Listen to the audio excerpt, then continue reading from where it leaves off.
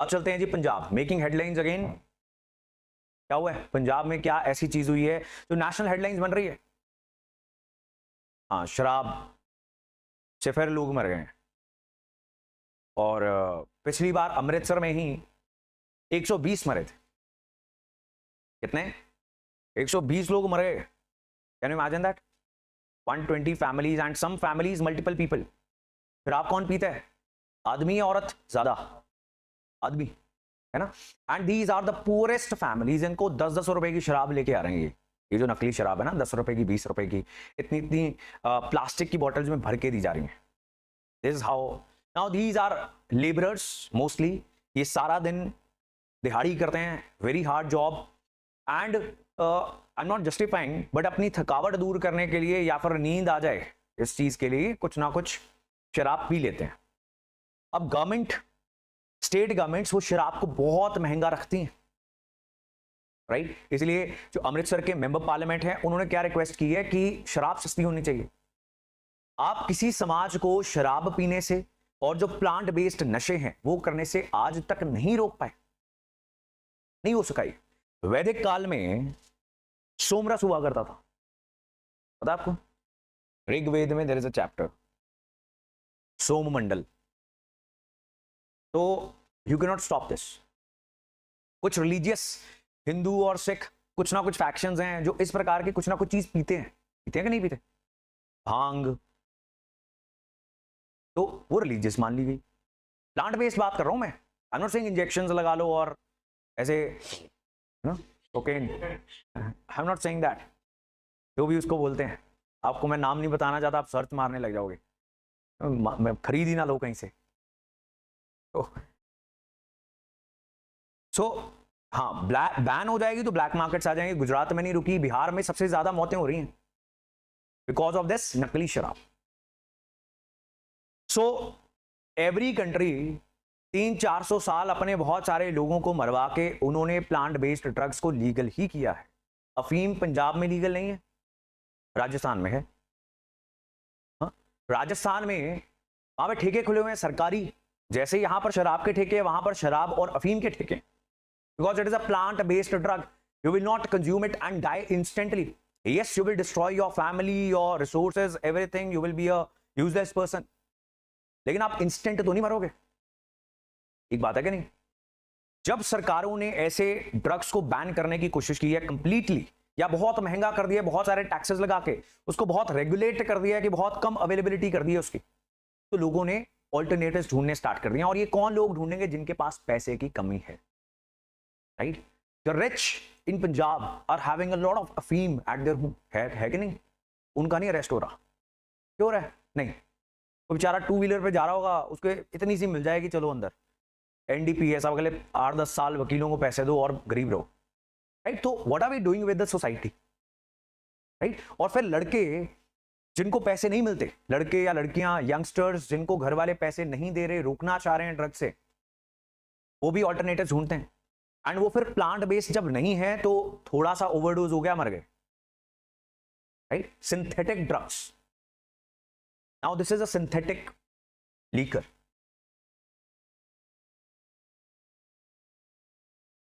पूरी दुनिया में ऐसे ही होता है, जो चीज बैन होगी वो बहुत ज्यादा उसकी ब्लैक मार्केटिंग स्टार्ट हो जाएगी। Nothing gets banned. ये बैन इज कहने की बातें हैं, कुछ भी बैन नहीं होता। तब लोग मर नहीं ना रहे थे। और ये तो कल्चर का पार्ट है।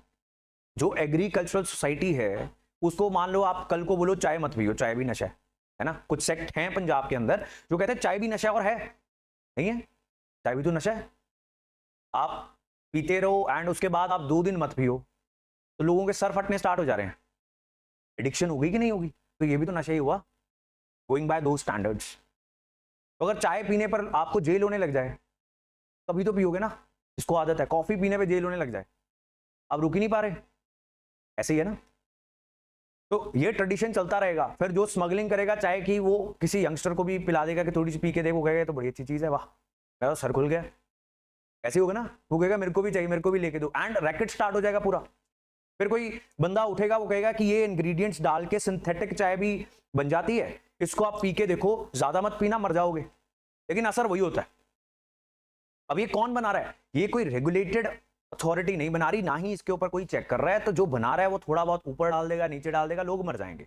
यहां पे क्या होता है, इथेनॉल डालना होता है, ये मीथेनॉल डाल देते हैं, और मीथेनॉल डालते हैं, सस्ता मिलता है, उसको डिल्यूट करना होता है। डिल्यूशन समझते हो, पानी वानी डाल देना, उसकी स्ट्रेंथ कम कर देना।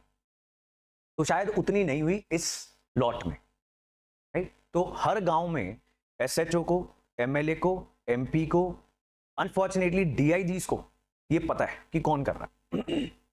And this not what I am saying, ये आम आदमी पार्टी के ही एमएलए हैं, अमृतसर नॉर्थ के जो पहले आईपीएस ऑफिसर थे, कुंवर विजय प्रताप। उन्होंने कहा है कि there is one DIG that I know, जो ये धंधा चलवाता है। एंड पॉलिटिशियंस तो ऊपर से लेकर नीचे तक ये हो ही नहीं सकता उनको पता ना हो कि उनके इलाके में नकली शराब कहां से बिकती है, जब वो एक रेगुलर धंधा है। सारे गांव को पता है कि उस घर से शराब मिलती है, 10 रुपए की ले लो, 20 रुपए की ले लो। ये तो ऐसी चीज है ना, आप छुपा के कर ही नहीं सकते, बेचोगे कैसे, मार्केटिंग तो करनी पड़ेगी, सबको पता लग जाता है। But then everybody gets their own share of money at the cost of these poor people. पिछली बार भी लुधियाना के ही पेंट व्यापारी ने बेचा था, आई टोल्ड यू। इस बार भी एक दूसरे लुधियाना का ही पेंट व्यापारी ने बेचा है। वो कह रहा है मेरे से तो साबुन बनाने के लिए लेके गए थे, मुझे तो ये बता के गए थे कि साबुन बनाने हमने, तो मैंने तो इसलिए दे दी।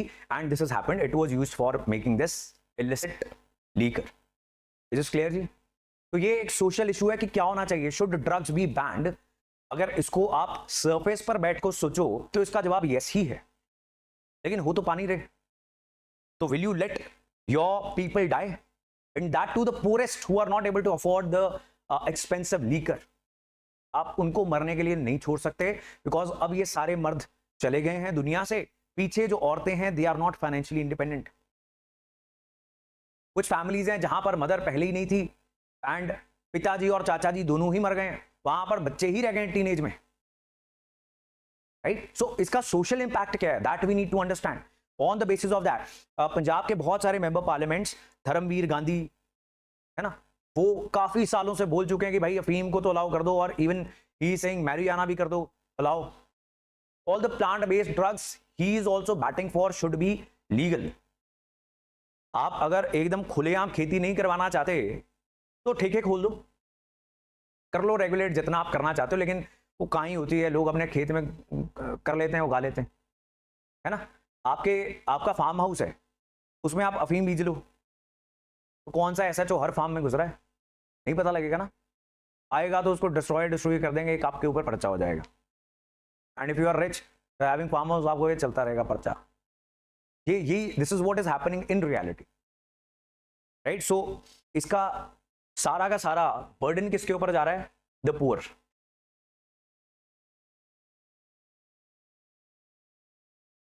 हाँ, लोग जस्टिफिकेशन भी देते हैं कि पैक क्यों लगाने चाहिए, because it is healthy, right. Actually इस सवाल का जवाब तो डॉक्टर्स और खासकर साइकोलॉजिस्ट्स देते हैं, right. People are stressed, people are not happy with their life, तो थोड़ी देर के लिए वो भूल जाते हैं, उनको लगता है कि सब अच्छा है बस। और you know there is a term known as delayed gratification. पता आपको क्या होता है? Is the most important thing for successful people. 100 out of 100 people who want to be successful choose delayed gratification. But अगर आप ह्यूमैनिटी का एक सर्वे करो तो 100 में से 99 नहीं कर पा रहे हैं। ये क्या है? आज के सुख को त्यागना। एज स्टूडेंट्स आप भी नहीं कर पा रहे हो आज के सुख को त्यागना, सो दैट आज से 4 साल बाद, 5 साल के बाद आपकी लाइफ बहुत अच्छी हो। नहीं कर पा रहे हो ना। शराब पीने वालों को इंस्टेंट ग्रेटिफिकेशन मिल रही है, आज सुख मिल रहा है, इज़न्ट इट? सोशल मीडिया चलाने वालों को भी यही मिल रहा है। टाइम पे ना उठने वालों को क्या मिल रहा है? यही मिल रहा ना कि अभी सो लेते, अभी मजा है, बाद में हमें बहुत सारे रोग हो जाएंगे, बाद में देखेंगे। तो जिस व्यक्ति ने डिलेड ग्रेटिफिकेशन चुन ली, वो क्या कहता है कि आज जिम जाता हूं, सुबह 4 बजे उठ के पढ़ता हूं, आज दुख एंड ग्रेटिफिकेशन जो सुख है उसको मैंने डिले कर लिया। तो शराब पीने वालों को भी आज बहुत सुख मिल रहा है, बाद में दिल भी dying in a very bad manner in the hospitals.